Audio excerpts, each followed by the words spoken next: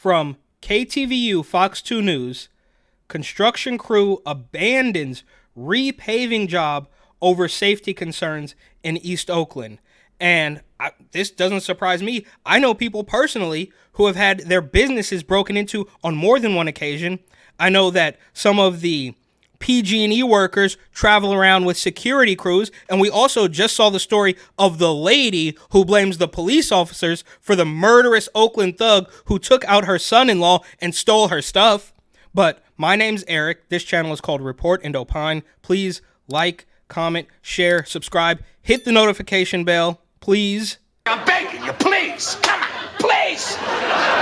It would help me a lot, and it would cost you nothing, because the algorithm is a beast and they're trying to get me to stop, but I'm not going to do it. Also, if you want to help me even more and spend a little bit of money, go ahead and buy my book, New York City 2020, Gotham Unglued, on Amazon.com. That link will be in the description.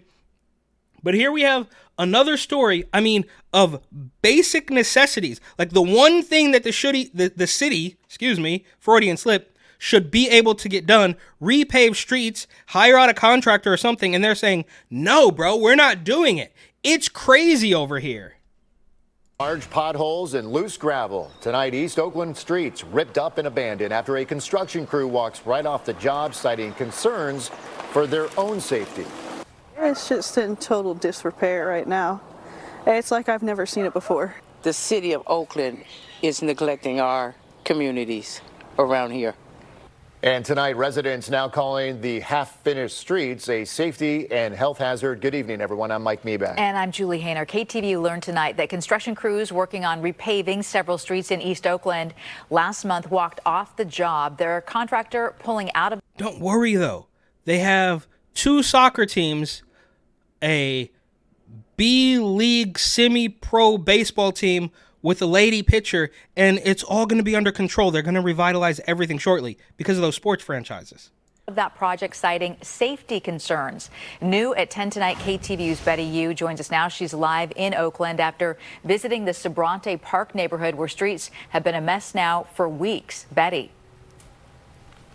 That's right, Julie, for about a month. And now residents say that these half-finished streets are becoming a real big health and safety hazard. Work was actually... And maybe they'll get there, but where's the money? The city paid them half up front and half later, and they just ran away with half.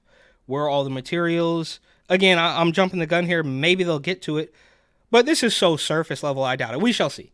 Supposed to resume today, but these residents were told that the project has been postponed yet again. Colorado's Drive in East Oakland has been a rocky, uneven mess for weeks.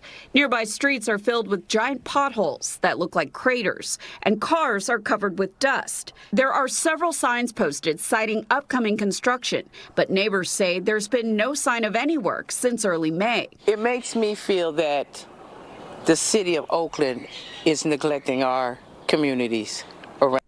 Is this what it takes for you to realize that they have been neglecting the city of Oakland? And look, obviously there's budget deficits. They're skimming off the top. Who knows? I don't know the logistics of what's actually happening, but this should be pretty far down on the list of reasons why you are just now noticing that the city of Oakland is collapsing and they're completely ignoring you. Around here. Oakland Public Works confirmed to KTVU that two separate safety incidents involving workers on this project forced the contractor to pull out in May. One worker who told a driver to move his car for paving purposes had a gun pulled on him. Another was hit by a car. Maya, who didn't want to show her face on camera. That was probably like a white supremacy incident or something. If a construction crew and they have, and I'm sure it's annoying, all the signs and the cones and stuff, and they're saying, hey, can you move your car so we can fix this road? And he gets a gun pulled on him, you know what, this isn't even worth it. Quite obviously. Said it's been difficult to get any... Right, hang on. So the Oakland Police Department wants you to know that you should actually hand over the robbers whatever it is they want, which leads to things like this.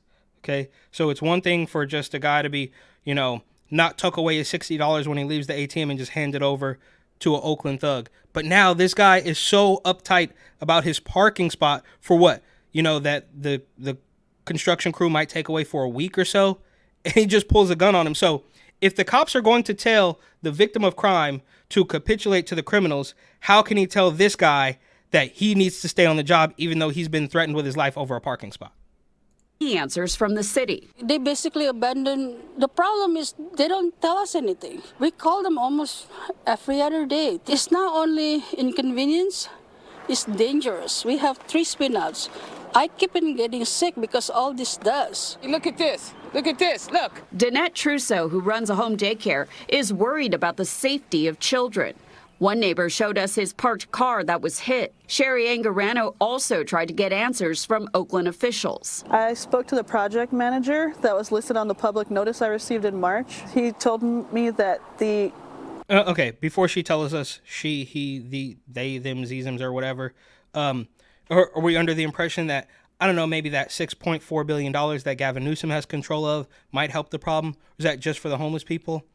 I mean, this is I say this a million times, but I don't know a better way to put it. It is a complete mess, to put it nicely. And it's just story after story after story. And the Bay Area has been on a tear right now, right? And then what? They have what's their positive story? Oh, we put a giant pride triangle on the side of a mountain so that you guys can all worship this weird cult-like entity. I mean, where are the positive stories? Just one, right? I guess their positive story is the Oakland Ballers. They have a woman picture. Like, where is the good? And it does, like, I obviously don't have to report on all the buses that made it safely to their destination, but it's just one after another of the controlled demise. And then most of the news talking heads and the weirdos who are still in there, like, I guess, well, I don't know, I guess it's okay. Contractor suspended all work due to an unsafe work environment. I'm sorry, but we've gotten to the point where, yes, okay, oh, you voted for this, right? Even though they probably didn't, people weren't paying attention, whatever, ballot harvesting. But at this point in time, do you think that you are going to vote your way out of this? Do you think that Gavin Newsom and Pelosi and Mayor Shang Tao and Mayor London Breed, all of these people who did this heavy-handed overreach to keep you safe from Rona, opened up these weird communist markets, you know, they did all of this stuff. They forced you to get a pharmaceutical. Do you think that they're going to say, oh, well, we were outvoted this time? Right? It's all in the level. And, you know, we had a plan. People didn't really like it, so we're going to come back and try again next year. Or is it more likely that they're going to do whatever the hell they have to do to maintain that power? Meanwhile, you guys are going to be breathing in dust from unfinished streets because the contractors that were supposed to repave the block were threatened with a gun by a thug. And they would not continue work until the city of Oakland guaranteed a safe work environment. Angarano said she's not worried about violent crime on her street where she's lived for 8 years. But the roads? It's really unsafe. I'm unsure if my tire... Okay, so either way, the shooting, I'm not really worried about that. That's fine. But I'm more worried about hitting a pothole and destroying my car. So either way, it's a lose-lose. I mean, okay, fair enough. You know, being hit by a stray bullet from an Oakland thug is a little bit worse than catching a flat tire on your Kia, but they're going to get you either way. It's going to go flat if a rock is going to kick up and crack my windshield, and I'm just disappointed. It's just another case of neglect from the city of Oakland for East Oakland. And I spoke to a public works official tonight. He said that the city actually has a new contractor in place who is supposed to pick up the work starting tomorrow. Now, once that work begins, the job should actually take about 1 to 3 days. Julie? And Betty, you were out there today. How do residents feel about living there? Are they concerned about their safety? Well, many of the residents I spoke to today tell me that they've lived in that Sobrante Park neighborhood for years, and they actually say on those specific streets, there really has not been a lot of violent crime in the neighborhood in recent years. But of course, as if you look at East Oakland as a whole, it could tell a much different story. Yeah, imagine that. Oh, yeah, I mean, there hasn't been that much crime. I mean, that's how low the bar is, right? Oh, in recent years, there hasn't been that much crime, right? This is reminiscent of It's Always Sunny clip. Well, stabbings have been down recently, But hopefully that new contractor will be armed, and if he would even dream of defending himself, he will, of course, be deemed the criminal. Once again, from KTVU Fox 2 News, directly over the bridge, while people are saying, oh, well, the violence isn't that bad, but the street's going to tear up my car, we have Mayor London Breed. I don't know if I have a nickname for her, but of course she did pay nearly $23,000 in ethics violations fines, which is a drop in the bucket. Imagine what she actually did that she will not admit to. But while they're worried about the violence, right? It's obviously the cops' fault. We saw that in another video. Go ahead and check it out. Then the roads, which are going to destroy cars, but just across the bridge in San Francisco, this weirdo, she looks like a claymation figure. She's always wearing a brightly colored purple Batman suit or whatever. She is worried about the racist, sexist graffiti found at San Francisco City Hall. So all of the graffiti in the rest of the city that I actually know really well, they're not worried about that, right? They're not worried about people climbing up on businesses, on buildings, and putting their name that they can't even read. Who knows? Could be racist and sexist. They wouldn't be able to tell the difference. But when somebody who they don't like, and I haven't seen the graffiti, but when somebody who they don't like spray paints on their property, then it becomes a problem. Morning, a number of our city employees who came into work early discovered some very racist and sexist graffiti painted on City Hall. They immediately sprung into action to do an appropriate investigation and to clean and clear this graffiti and to ensure that the minimum number of people... Spit it out, lady. What the hell are you talking about? You're just him, humming. What? If there was a problem, we're going to clean it up. Or you're just going to talk in circles. You had the big salad. But you had to have that big salad. Or able to see it and witness it more so because of how hurtful it is. More specifically, we have people who come into this building every day to not only work, but to pay their taxes. People who come here to get married. This place, city... People come here to work and people come here to pay me. So we need to clean up this scary graffiti. Anywhere else, though? Not really. There's a guy right across the street from City Hall self-vaccinating, slumped out, right? We're going to, chuck him a syringe of Narcan or a nasal inhaler of Narcan? That's the end of that. City Hall represents a public space of inclusion and of equity, and a place that all should feel welcome to come for any particular purpose.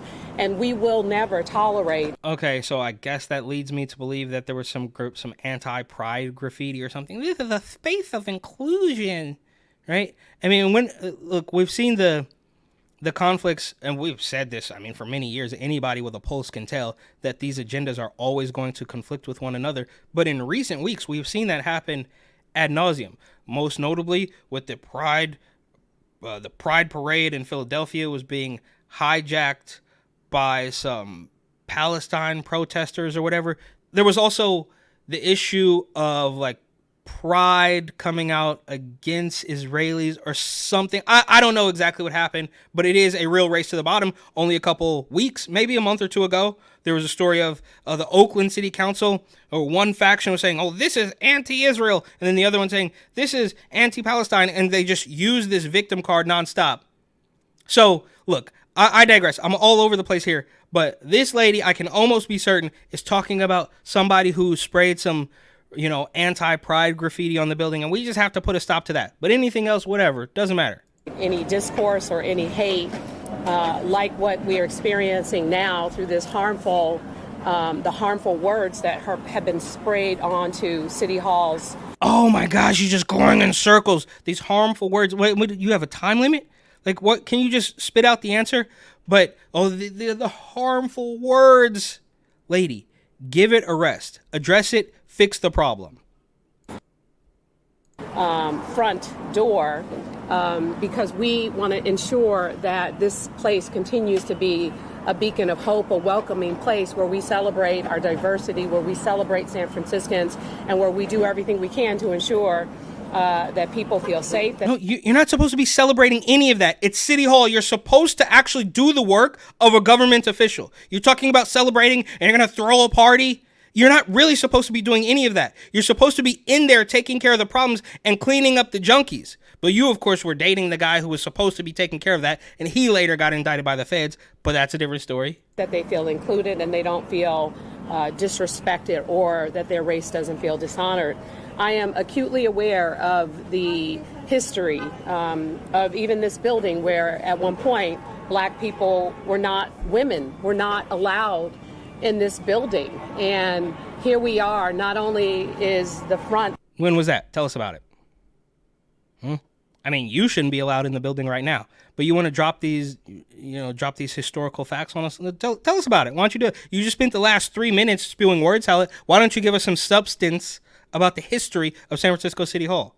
The front entrance of this particular street that used to be Polk Street, it's named after an African-American doctor and publisher, Dr. Carlton B. Goodlett, but also an African-American woman mayor. It does not go unnoticed that we have seen real changes and real challenges in the past year around race and around disruption and disrespect. But ultimately, you've seen that because you created it, right?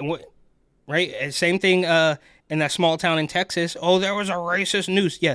The dog walker, obviously the dog walker. These are all things that they created. And as far as the dog walker story, if you're not familiar, that could deserve a follow-up at this particular point in time. He received a racist threat in the mail, and then his house burned down. And also, I raised $10,000 on GoFundMe, and I sacrificed my parents in a burning building.